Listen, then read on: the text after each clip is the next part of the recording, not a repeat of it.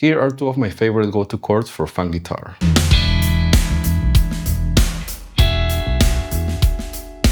Now let's play a groove over E7 using these two chords.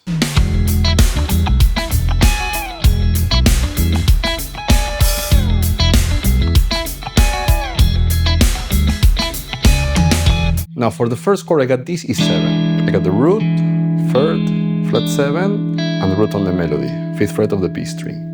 Now this chord shape is great to stay in position and also combine it with some single note lines. Think about that we're in a jam session kind of scenario. The whole band energy is dropping down and we want to try to match those dynamics with the band. Now the first thing that I actually want to do is rest my right hand on the strings, right? I want to think about the right hand first. I'm going to scratch some 16 notes and ideally I want to play some chunks of this chord and combine it with some single note lines, something like this.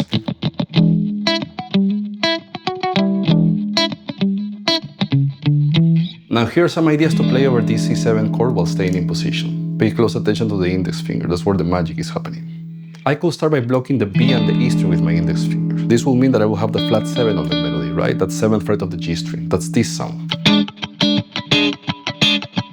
I can also bring my index finger to the 5th fret of the D string and I can hammer on from the minor third to the major third. I can also bring that index finger to the 5th fret of the A string. I have the flat 7 that is a whole step below from the root, and half step below is actually the natural 6, right? So as an example, the natural 6 and the flat 7 sound like this.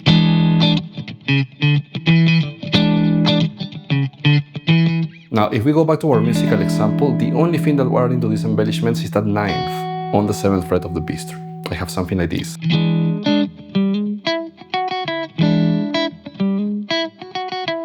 Some other ideas that you can play with this chord while staying in position is going from this E7 to this E7 sus4. All I'm doing is bringing that major third on the 6th fret of the D string, half step up to the sus4.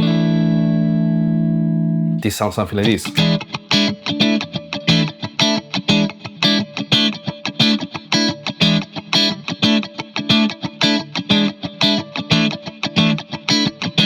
You can also go from this shape to this E7 on the top 4 strings. This time I got the 5th on the melody. Here's a nice exercise that you can play with these chords. You're first going to play the flat 7 on the melody, meaning the 7th fret of the G string. You're going to block the B and the E string with the first finger. Then you're going to go for that root on the 5th fret of the B string. And then you're going to go for that 5th on the 7th fret of the E string. Now you can play any rhythm with your right hand, but the idea is first to hit the flat 7, root, 5th.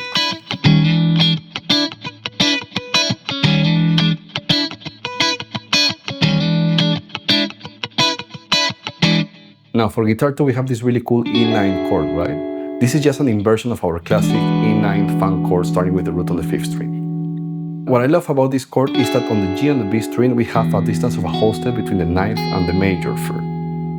Now listen to the sound if I play the root on the open E string and I play these two notes. There's a nice built-in tension here, right? If I put the flat 7 on the root, we have the chord. Now with this chord I like to keep the dynamic range of my right hand a little bit more open, compared to the other chord that I was resting my right hand. What I like to do with this chord though is bring that major third, 9th fret of the B string, half step up to that 4th, right? So I'm going from E9 to an E9 sus4. That sounds something like this.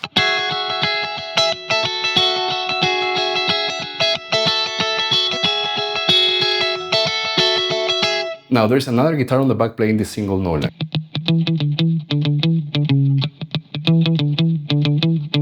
For reference, I'm going to go to the 5th string to understand the notes. All I'm doing is playing the root. I'm going a whole step below to the flat 7 and half step below to the natural 9, right, to get that Dorian sound. But instead of using the 5th string, I'm going to go to the root on the 2nd fret of the D string.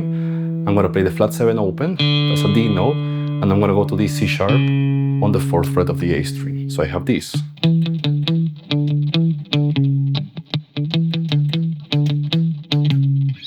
And to finish, there's another guitar that is doing this. 1, 2, 3, 4. 2, 3, 4. Now let's go back to basic diatonic harmony. Think about this E7 chord on the top 4 strings, right? That's the 5th chord in the key of A. If I take the root away, I have a G sharp diminished triad. That's the 7th chord in the key of A. So again, basic diatonic harmony. The 7th chord, G sharp diminished with the bass on the 5th chord, E, gives me an E7. So whenever I'm playing this G sharp diminished triad and the bass is on E, I'm thinking about the E7 chord, right? All I'm doing is bringing that B note whole step down to A. And I have a chord made of fours. I have G sharp, I have D, and I have A. Now, if I put all that together at the end, I have this.